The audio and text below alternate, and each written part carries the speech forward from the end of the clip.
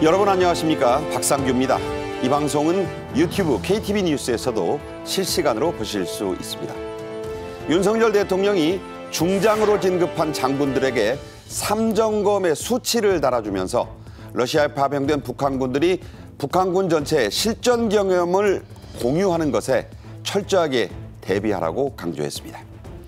대통령실은 27일 긴급 안보 경제 점검 회의를 열어 미국의 관세 폭탄 예고에 따른 상황과 대책을 논의했습니다. 성태윤 정책실장은 시나리오별 선제 대응을 강조했습니다. 서울 강남 개발의 상징이었던 압구정동 현대아파트가 42년 만에 재건축됩니다. 63빌딩 높이의 아파트들이 한강 일대의 스카이라인과 경관을 크게 바꿀 것으로 보입니다. 정호김 전 국회의원, 신치영 연세대 개건교수와 함께 하겠습니다. 어서 오십시오. 안녕하세요. 네. 윤 대통령이 27일 용산 대통령실에서 중장으로 진급한 장군들로부터 신고를 받았습니다. 그리고 삼정검과 수치를 수여했는데요. 그 모습 그리고 윤 대통령의 당부를 차례로 들어보겠습니다.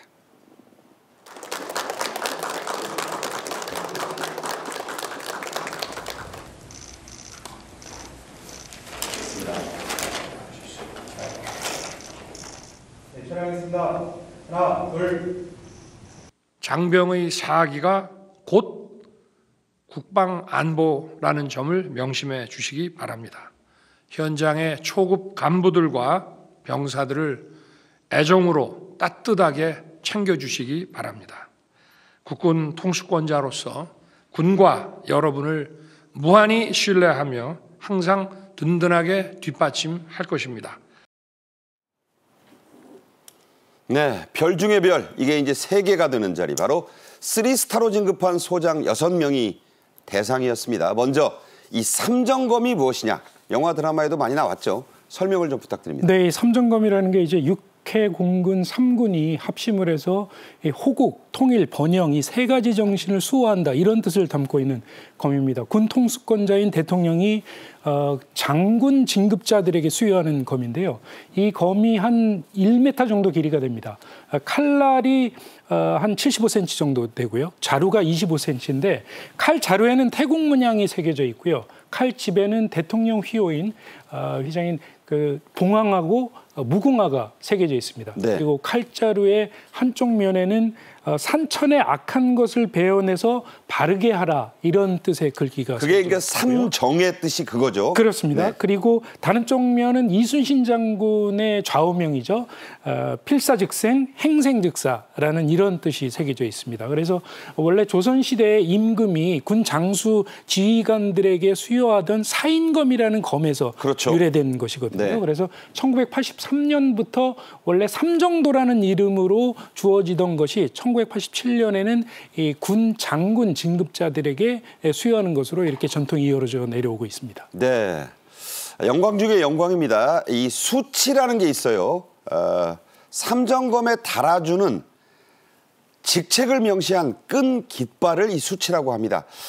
같이 배석한 배우자들에게는 윤 대통령 꽃다발을 주며 축하했다고요? 그렇습니다. 저 수치라고 해서 말씀하신 대로 이 끈으로 된 깃발인데 그 끈으로 된 깃발에다가 진급자의 이름하고 계급 그리고 수여하는 대통령의 이름이 새겨진 이 끈을 특별히 중장하고 대장으로 진급한 진급자들에게만 손잡이에 직접 달아주는 이런 의식이 한 가지가 더 추가가 저게 지금 수치예요. 저 매주는 그렇습니다. 겁니다. 저 수치를 직접 매주고 배우자들에게는 저렇게 꽃다발을 선물을 하고 있죠. 이지 단순히 진급자들에 대한 의식으로만 볼 건 아니고 군의 중요성, 우리 안보의 중요성을 상징을 하는 그런 행사로 자리 잡고 있다고 볼 수 있겠습니다. 네.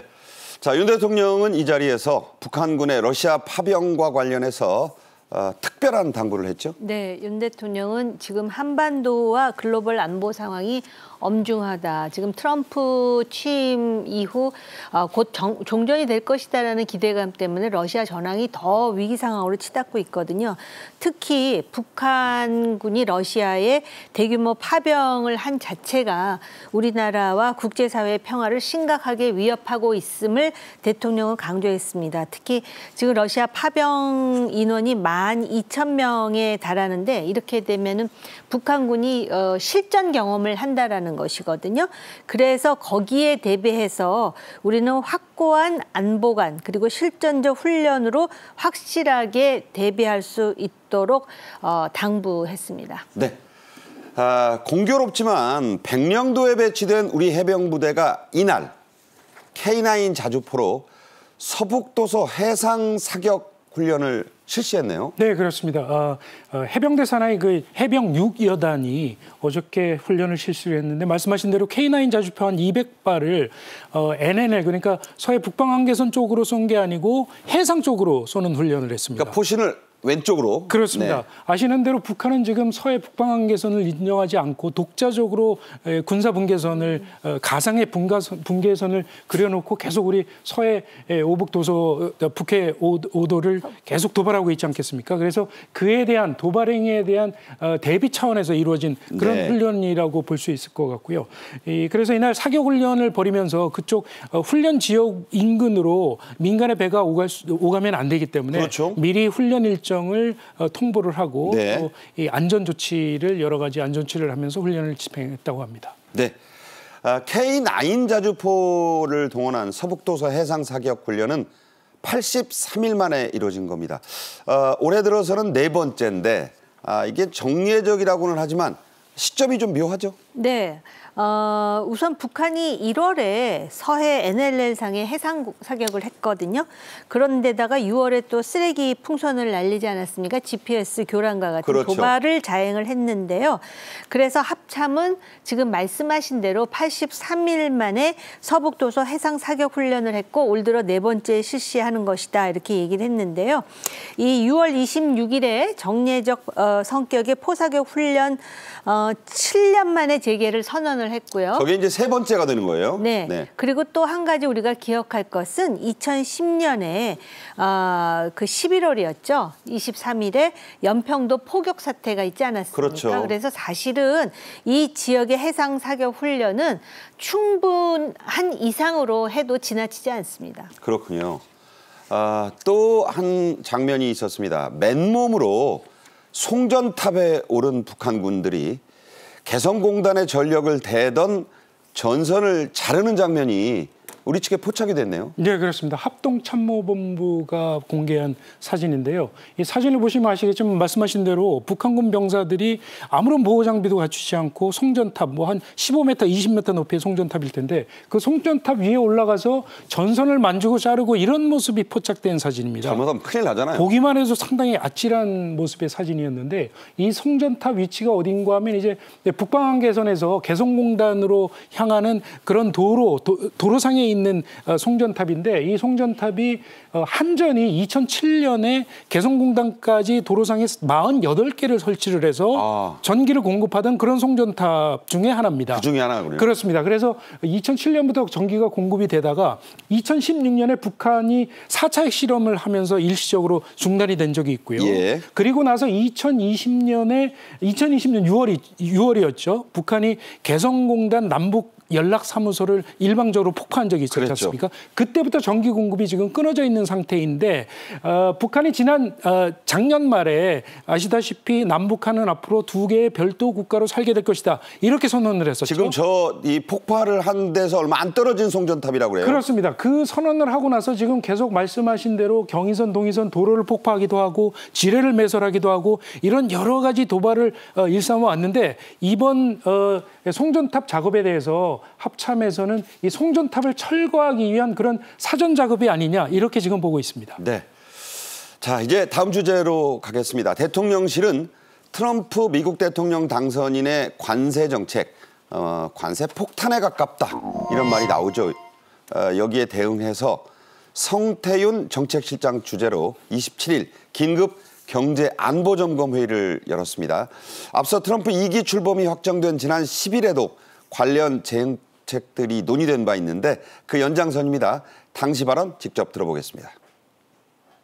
우리 경제, 통상, 안보에 직접적인 영향을 미칠 수 있는 사안, 그리고 국제 시장과 경제를 통해 간접적으로 영향을 미칠 사안 등을 구분해 그 파급 경로와 함께 이슈별 위기 요인과 기회 요인을 상세히 분석하고 논의하는 자리였습니다. 네, 성태현 실장은 이날 긴급 경제안보점검 회의에서 미국의 이 고관세 정책이 우리 기업들에도 영향을 미칠 것이다. 이렇게 분명히 얘기를 했습니다. 특히 지목된 분야가 있죠? 네, 그렇습니다. 당연히 영향을 미칠 수밖에 없을 거고요. 이날 회의가 열린 이유가 트럼프 대통령 당선인이 얼마 전에 자신이 취임을 하면 1월 20일에 취임할 예정인데 취임을 하면 곧바로 미국, 멕시코와 캐나다의 모든 제품에 대해서 25%의 관세를 물리겠다. 네. 그리고 중국에 대해서는 지금 현재 관세에다가 추가로 10%포인트를 더 얹은 관세를 물리겠다. 이렇게 최고 70%가 돼요. 그렇죠. 이렇게 발표를 했거든요. 그러니까 이렇게 되면 우리는 어떤 영향을 받을 것인지를 점검하는 회의였는데 무엇보다도 걱정이 되는 것은 멕시코와 캐나다 같은 경우에 미국과 국경을 접하고 있는 나라들이어서 지난 1994년에 나프타라고 하는 북미 자유무역협정을 맺었었습니다. 네네. 그래서 모든 물품이 관세 없이 지금 미국으로 지금 수출이 되고 있거든요. 그랬죠. 그런데 그 제품들에 대해서 트럼프 대통령 당선인은 캐나다와 멕시코로부터 마약도 들어오고 있고 불법 이민자도 들어오고 있고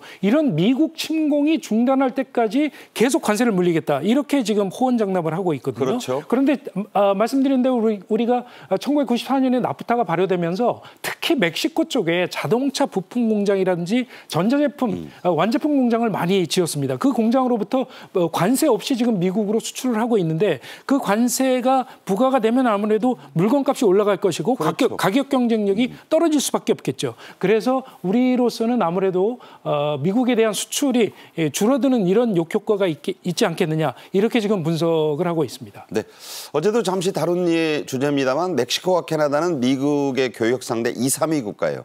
1위가 어디냐? 바로 차이나, 중국입니다. 중국이 이 조치로 받을 영향, 중국 입장에서는 악영향이 되겠지요. 그 후폭풍, 불똥은 우리에게도 미칩니다.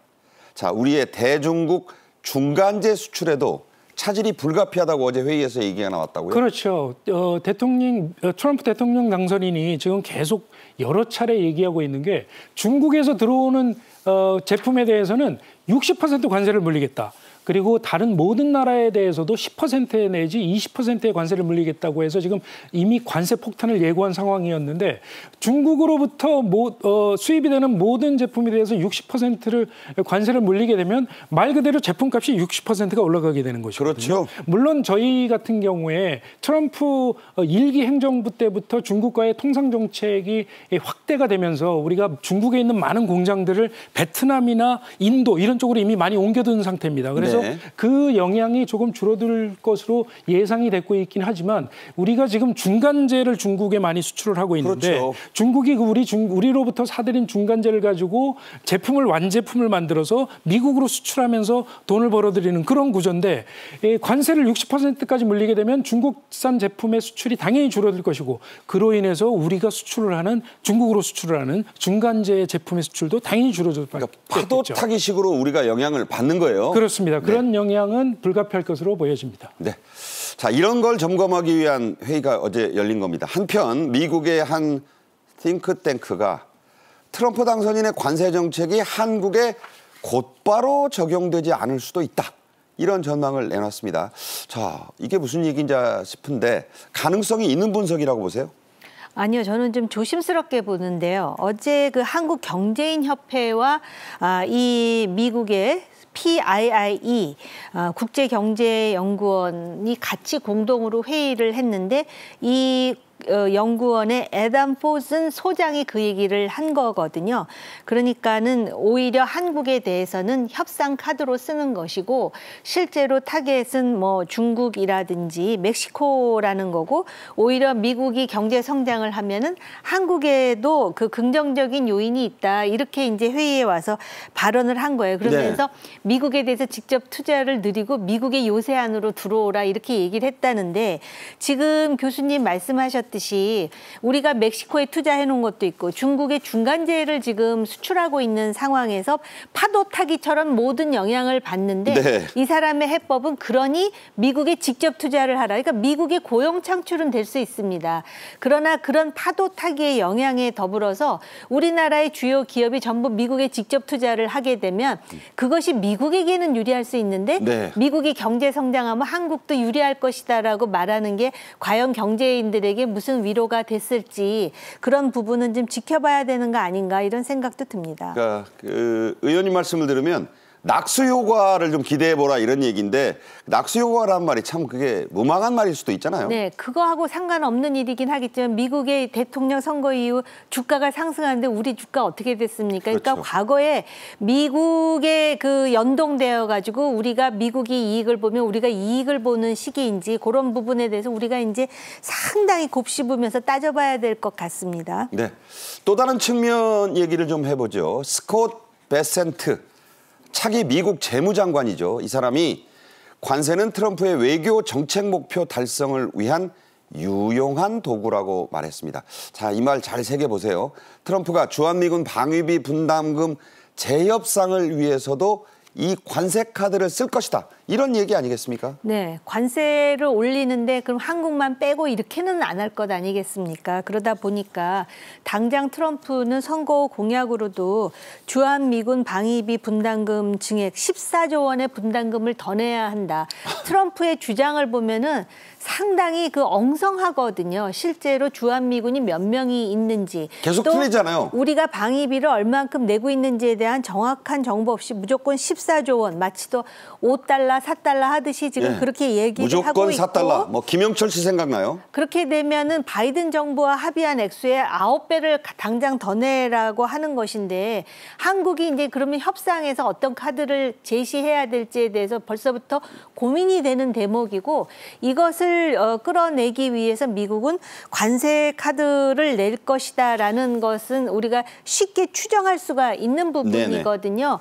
그래서 뭐 일각에서는 우리가 실제로 그 삼성이 텍사스에 지금 투자를 하고 있고 그런 지역이 또 트럼프를 지지했던 지역이기 때문에 그렇게 쉽게 관세 카드를 올리진 않을 것이다 하지만은 우리가 당장 한미 동맹하에 방위비를 내고 있고 트럼프가 14조 원을 올리겠다 한 이상은 상당히 우리로서도 그럼 어떤 카드를 제시해야 될지 미리 카드를 준비해야 되는 거 아닌가 저는 그렇게 생각이 듭니다. 네, 우리가 지금 바짝바짝 1월 20일이 다가올수록 우리의 그 머리도 지금 복잡해지고 있는 상황입니다. 선제적 대응, 어제 회의에서 나온 그 워딩을 우리가 곱씹어봐야 될 시점이죠. 또 다른 얘기 좀 해보겠습니다. 트럼프 당선인은 취임 첫날부터 불법 이민자들을 단호하게 내쫓겠다고 공언하고 있습니다. 직접 들어보겠습니다. I will ban refugee resettlement from terror-infested areas like the Gaza Strip. We will restore the travel ban, some people call it the Trump travel ban, and keep the radical Islamic terrorists out of our country. 뭐 1,500만 명을 내보내는데 400 몇십조 원이 들 거다는 얘기도 벌써부터 나와요. 미국의 그런 불법 이민이나 불법 체류가 얼마나 많은지 짐작이 가실지 모르겠습니다만 세계 각지에서 미국으로 들어오려는 사람들 매일 10,000명가량 된다고요? 네, 그렇습니다. 상당히 많은 사람들이 뭐 불법 이민으로 뭐 매일 쏟아져 들어오고 있다고 하는데 미국의 이 국경보호국, 불법 이민을 담당하는 단속을 담당하는 그런 곳인데 거기에서 집계한 조사 결과를 따르면은 2017년에 한 30만 건 정도가 매일 단속이 이루어졌다고 하는데요.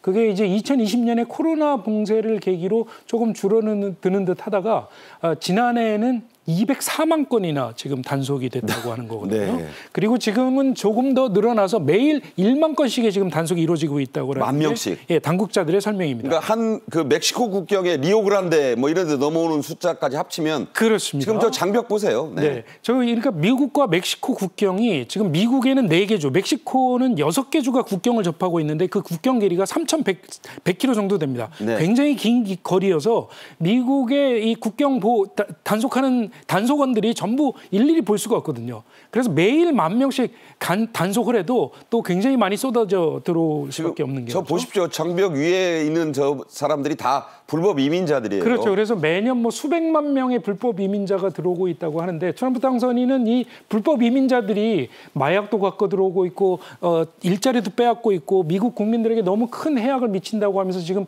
전쟁을 선포한 그런 상황이어서 앞으로 어떻게 이 이슈가 전개가 될지 좀 지켜봐야 될 것 같습니다. 네. 자, 우리하고도 이게 무관치 않은 아주 밀접한 문제입니다. 차차 말씀드릴게요. 엇비슷하던 이민자에 대한 미국 내 찬반 여론, 이번 대선의 승패를 갈랐다. 이렇게 말할 수 있는 변수가 됐죠? 네, 2017년만 하더라도 이민자 수용 규모에 대한 그 미국의 여론을 보면은 이민자를 줄여야 한다가 35% 정도였거든요. 근데 지금 2023년에 41%로 늘어나고 있어요. 그러니까 엇비슷하다가 네. 작년, 재작년에 확 그냥 바뀐 거예요. 2020년의 경우에는 이민자를 늘려야 된다가 줄여야 된다보다 더 많았던 적도 있었어요. 네. 그러니까 이 대선에서 그 이민자에 대한 인식이 대선을 진짜 그 결과를 가르는 변수가 됐다라는 말이 맞는 것 같은데요. 이번에는 국경 폐쇄를 외칠 때 표를 얻는다라는 것이 이 트럼프의 승리로서 우리가 이제 알 수가 있는 건데요. 특히 이번에 트럼프가 승리하는데 흑인이라든지 히스패닉 남성들이 네. 굉장히 그 영향을 미쳤다라 그러잖아요. 그거는 뭐냐면은 이 사람들도 흑인 출신이고 히스패닉 출신이지만 먼저 와서 영주권이라든지 시민권, 기득권을 가지면 나중에 들어온 이민자를 막지 않으면 자신들의 일자리가 위협받는다라는 인식을 네, 하게 된다는 그러니까요. 것을 트럼프가 정치적으로 활용한 측면이 있는 것이죠. 네. 이민자가 이민자를 싫어하는 그런 상황이 된 겁니다.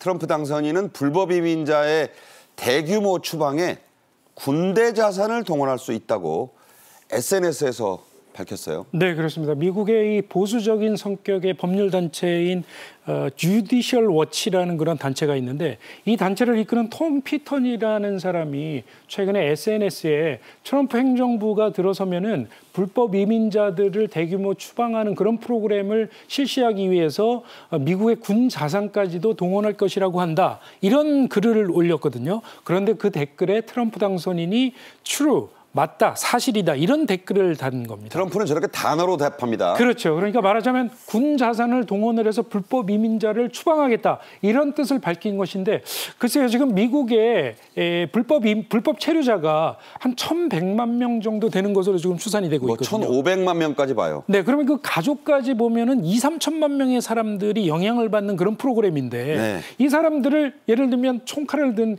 군인들이 거리를 돌아다니고 집안을 수색을 하면서 불법 이민자들을 색출을 해서 내쫓는 장면이 TV로 생중계로 보도가 되고 하면 유혈 사태가 있을 수 있죠. 얼마나 큰 파장이 있겠습니까? 외교적인 갈등까지 일어날 수밖에 없는 문제고요. 그래서 과연 이렇게 쉽게 군자산까지 동원을 할 수 있을까? 뭐 이런 의문이 들기는 하는데 워낙 예측할 수 없는 사람이어서 앞으로 이 문제를 어떻게 다룰지를 좀 더 지켜봐야 될 것 같습니다.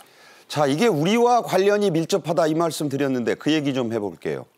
미국의 불법 체류 중인 아시아인이 170여만 명 정도 됩니다. 우리나라가 네 번째로 많아요. 17만 명 정도 됩니다. 자, 이 가운데 이 트럼프 정책이 현실화되면 일부라도 강제 송환될 수 있는 거 아닙니까? 네, 그렇습니다. 그러니까 불법 체류하고 있는 아시아 사람들이 170만 명 정도 된다 그럽니다. 이 중에 가장 많은 비율을 차지하는 나라가 인도와 중국인들이거든요. 그다음에 필리핀, 그다음에 네 번째가 한국인인데 통계상으로 보면 한 17만 명 정도의 불법 체류자가 있다라는 거예요. 그러면 강제 송환될 수 있는 가능성이 높아지는 데다가 네.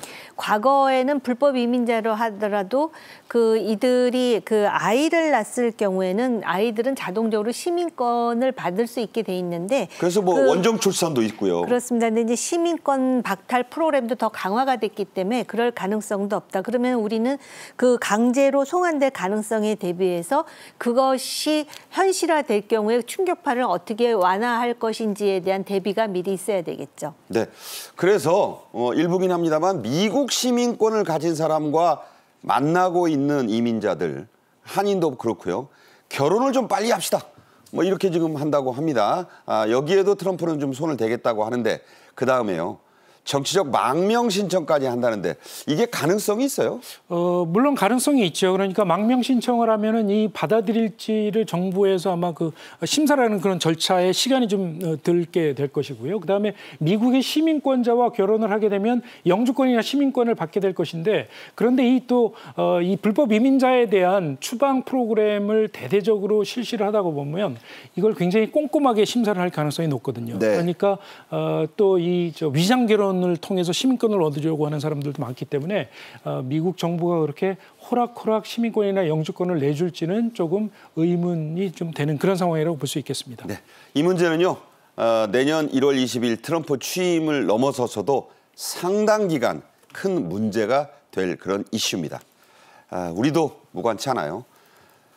오늘의 다음 주제 보시겠습니다. 건설 30년을 훌쩍 넘긴 일기 신도시와 지은 지 벌써 이렇게 됐네요. 42년이 지난 서울 압구정동 현대아파트가 드디어 재건축될 모양입니다. 특히 강남 개발의 상징 같았던 압구정동 현대아파트 단지에는 63빌딩 같은 초고층 아파트들이 대거스러선다고 하네요. 먼저 영상 보겠습니다.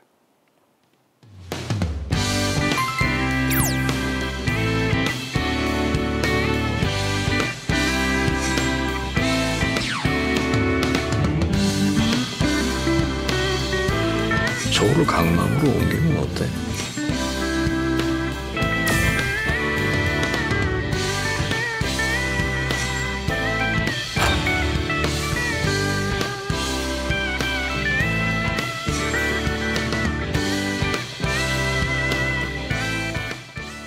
네, 분당, 일산, 산본, 중동 이 얘기한 지가 벌써 42년이 됐다는 얘기입니다.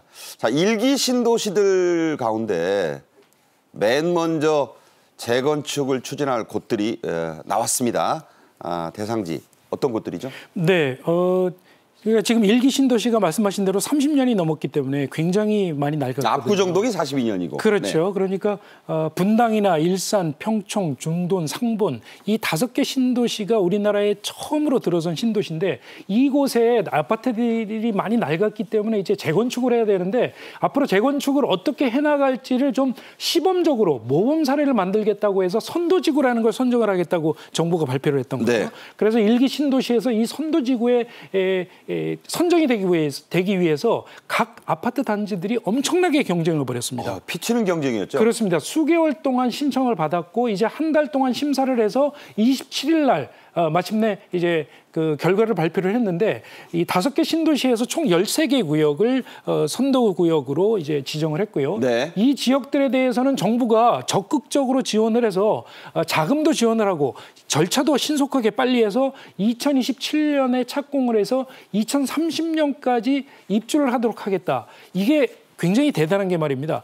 재건축을 한다고 하면은 보통 얘기가 나오면 10년이 걸립니다. 그렇죠. 그런데 이게 2030년이니까 앞으로 5년 내에 입주를 할 수 있도록 해주겠다고 하니까 정부로서는 이 모범 사례를 만들기 위해서 굉장히 많은 지원을 해줄 수밖에 없기 때문에 앞으로 이 선도지구가 어떤 모습으로 재탄생할지를 상당히 많은 기대감을 가지고 지금 지켜보고 있는 상황이라고 볼 수 있겠습니다. 네. 자, 이 선도지구에 들어가려는 경쟁, 아까 말씀드린 대로 정말 치열했습니다.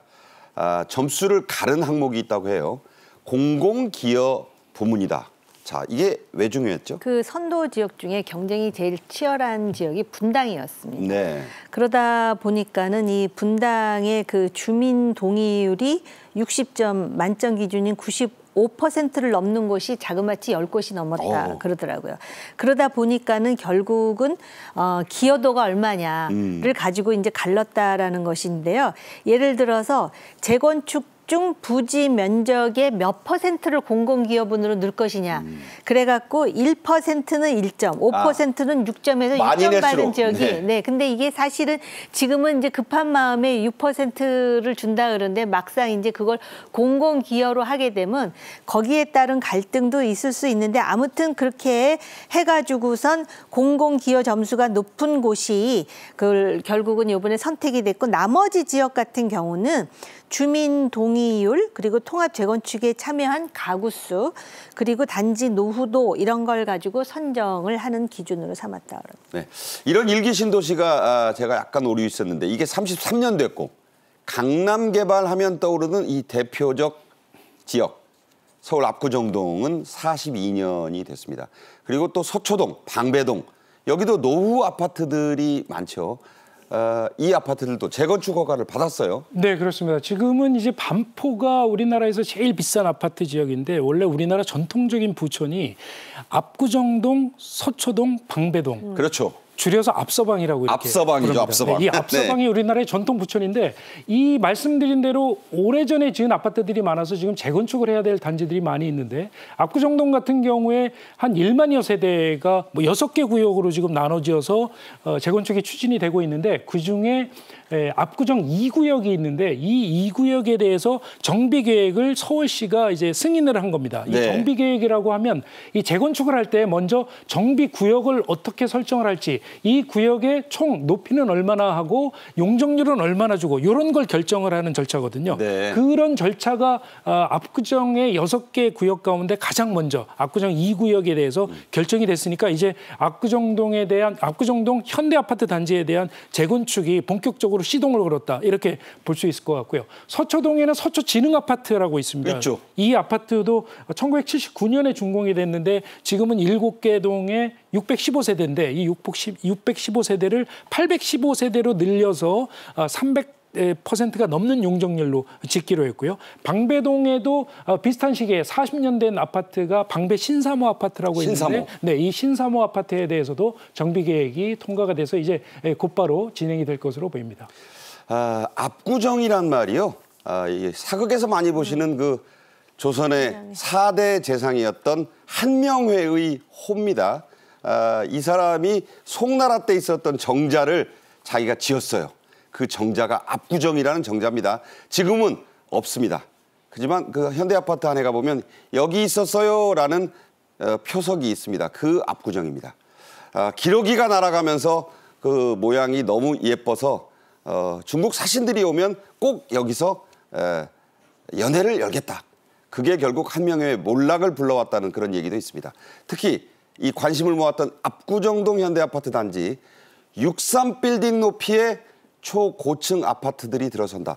이게 또 화제예요. 네. 그러니까 어차피 재건축을 하려면 거기 사는 주민들의 분담금은 좀 그 부담을 낮춰야 되지 않겠습니까? 네. 그러니까 지금 높이보다 더 높이 지을 수밖에 없는 상황인 거고요.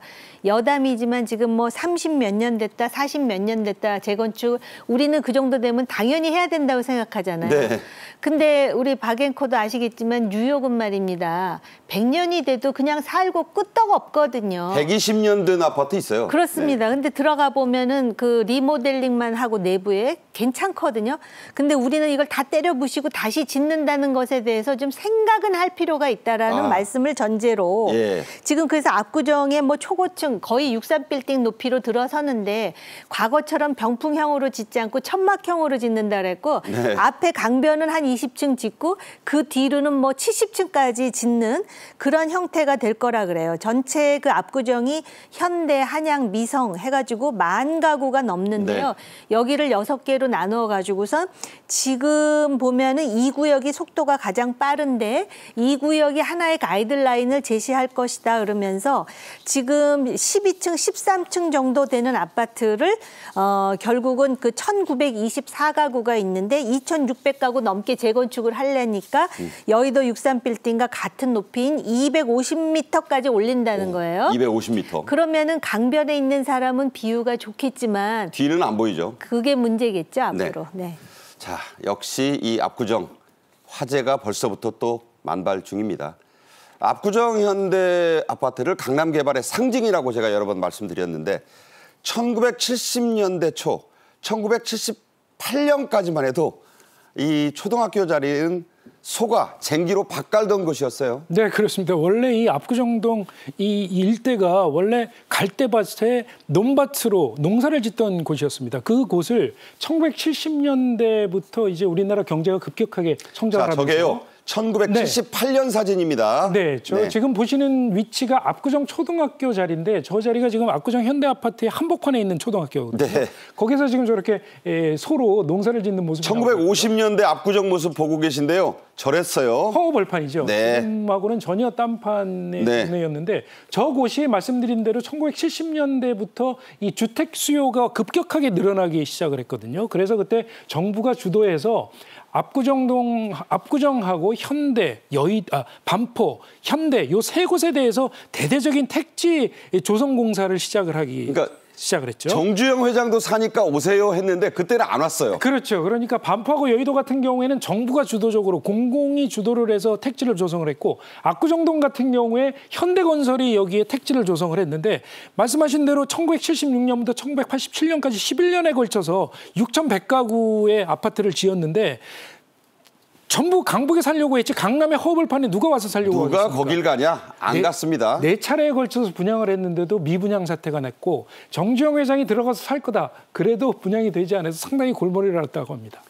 그때 생각해보면 정말 상전벽해가 바로 저곳이에요. 압구정 현대아파트 분양은 갑작스럽게 터진 2차 석유파동. 그때는 오일 쇼크 이렇게 불렀죠. 이 때문에 미분양이 속출했었습니다. 믿기 어려운 당시 뉴스 보겠습니다. 그 가운데 압구정 현대아파트. 미분양으로 골치를 앓고 있었던 이 아파트는 권력과 재력을 가진 지도층에게 특혜 분양되면서 사회적인 물의를 일으켰지만 이들의 안정적 모듬살이는 무려 20년 이상 계속됐고 명실공히 국내 최고의 아파트로 인정받고 있다. 77년 분양 당시 44만 원이던 평당 분양가는 다음에 2배가 뛰면서 90만 원을 호가했고 30년도 안 돼 지금은 평당가 3천만 원대에 이르렀다. 자, 이 사건이 터지자 당시 정주영 현대건설 회장이 뭔 아파트냐 농사나 지을 걸 그랬지 하고 후회했다는 유명한 일화가 있습니다. 그러니까 그때 아파트 샀던 사람들이 지금 얼마나 그 이익으로 치면은 상상치도 못할. 그래서 아마 요번에 이렇게 해가지고 재건축을 하면은 분양가도 엄청날 거라고 미리부터 이제 예상을 하는데요. 압구정 현대아파트가 6,148가구를 1976년에서 87년에 되기까지 11년에 걸쳐서 준공을 했다라는 거예요. 근데 특히 5차 분양이 1977년에 있었는데 이거는 원래 사원용으로 승인을 받았는데 실제로 291가구만 사원들한테 분양되고 텅텅 비니까 네. 이왕이면은 그러면 빨리 그 살 수 있는 사람한테 분양하자 해가지고선 분양을 했는데 그때 들어온 사람들이 정치인이라든지 고위 공무원이라든지 당시 서울시장 언론이, 연모 씨도 있었고 기자들도 저희 선배들도 좀 들어갔습니다. 그렇습니다. 그래서 특혜 분양이라는 그 비리로 해가지고 굉장히 시끄러웠었습니다. 그랬는데 결과적으로 정몽구 회장이 그 당시에 그 뇌물죄로 들어갔으나 무죄 판결을 받는 거예요. 왜냐하면은 하나도 프리미엄을 받지 않고 그대로 이제 시세대로 그래요. 그렇게 했다라는 것이죠. 그래서 실제로 이것 때문에 정주영 명예회장이 얼마나 마음고생을 했는지를 그 본인이 토로하면서 10만 원도 깎아준 게 없었다. 네. 그렇게 얘기를 했었다라는 것이죠. 네. 그런 일화가 지금도 기억이 납니다. 네. 정말 옛날 얘기 같습니다만 얼마 안 된 얘기입니다. 건설회사의 이름이 지금은 많이 붙어 있죠. 그런데 그런 유행을 시작한 게 바로 이 현대아파트, 압구정 현대아파트 아니었습니까? 네, 그렇습니다. 조금 전에 말씀하신 그 특혜 분양을 계기로 해서 역설적으로 압구정 현대아파트에 대한 인기가 치솟기 시작했습니다. 그래서 1980년대 후반부터 1990년 이때 압구정 현대아파트 하면은 우리나라를 대표하는 고급 아파트로 이름을 떨치기 시작했고요. 정윤희 씨도 저기 살고 그랬죠. 기억하실지 모르겠지만 또 1990년대 중반부터 해서 우리나라 외국에 유학을 갔다 오거나 연수를 갔다 온 해외 연수를 다녀온 그런 X세대들이 소위 오렌지족이라고 해서 미국이나 유럽의 선진 문물을 들여온 이런 앞선 세대의 아지트로 삼았던 것이 또 압구정동이었거든요. 그래서 이제 우리는 압구정동에 간다 뭐 그런 영화도 나왔어요. 그렇죠. 그래서 신세대가 모여들죠. 학교도 좋은 학교들 있죠. 현대백화점에 공공기관들 있고 굉장히 압구정동이 모든 기반 시설을 잘 갖춘 아파트로 이렇게 유명세를 타기 시작해서 앞서 들으신 것처럼 기업인들이랄지 정치인들, 정부 고위직들이 앞다퉈 이 지역으로 이사를 가는 그런 풍경이 빚어졌던 곳입니다. 자, 좀 이 개발의 문제점도 짚어볼게요. 아까 잠깐 얘기했지만 서울시는 35층 제한을 없애면서 초고층 아파트가 이곳에 들어설 수 있게 했습니다만 이게 이제 경관을 해치고 다른 일반 시민들에겐 좀 불편해질 수 있다는 우려가 있는 거 아닙니까? 거기 들어가서 살 수 있는 사람들에게는 가장 기가 막힌 경관을 향유할 수 있는 상황이지만은 그 자체 때문에 다른 지역에서 한강을 볼 수 있는 그런 뭐라 그럴까요? 사치가 돼버리는 그런 상황이 되다 보니까 이것 자체가 위화감을 줄 수밖에 없는 것이죠. 과거에는 35층 제한이 있었기 때문에 그렇죠. 아파트를 전부 성냥갑처럼 지었는데 그러다 보니까 이 한강이라는 지역의 주변 경관이 오히려 아주 일률적으로 획일화된 그런 아파트만 있다 보니까 뭐 뉴욕이라든지 다른 나라하고 비교할 때 너무 한강 주변이 아름답지 못하다라는 불평도 있었습니다. 네. 그런데 과거에는 또 한강이 왜 여름 홍수만 되면 범람해가지고 그렇죠. 한강 자체가 경관의 대상이 아니었는데 지금은 한강이 얼마나 아름다워졌습니까? 네. 강 정비를 통해서 그러다 보니까는 강변이라는 그 프리미엄이 그래서 한강의 조망을 누릴 수 있는 강세권이 굉장히 중요한 변수가 됐거든요.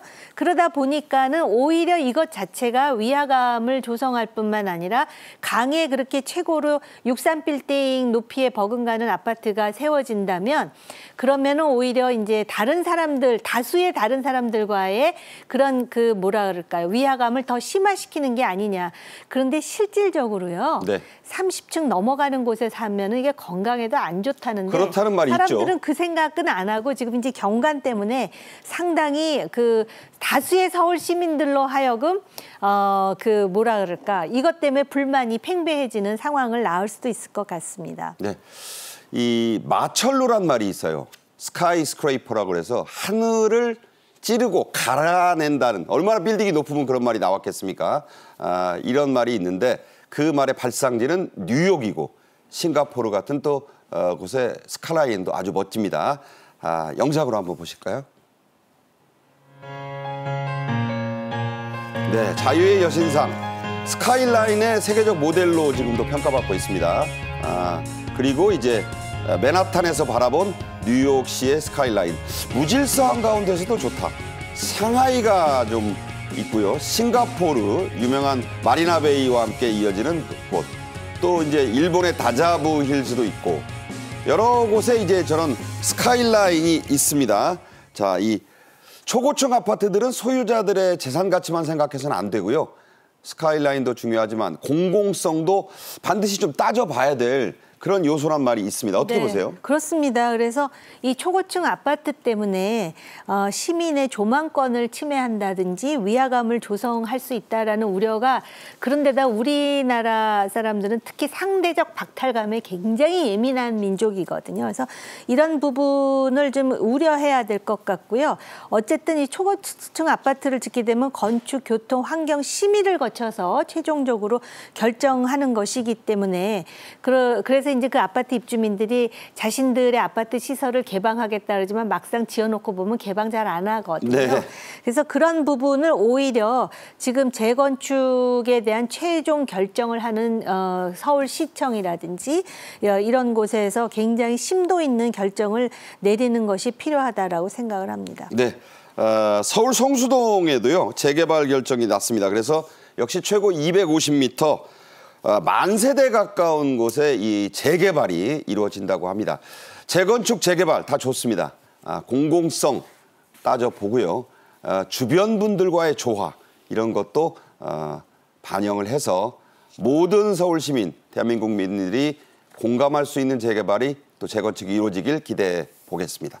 정호김 전 국회의원, 신치영 연세대 겸임교수와 함께했습니다. 잘 들었습니다. 네. 네, 지금까지 정책엔 이슈 전해드렸습니다. 시청해 주신 여러분 감사합니다.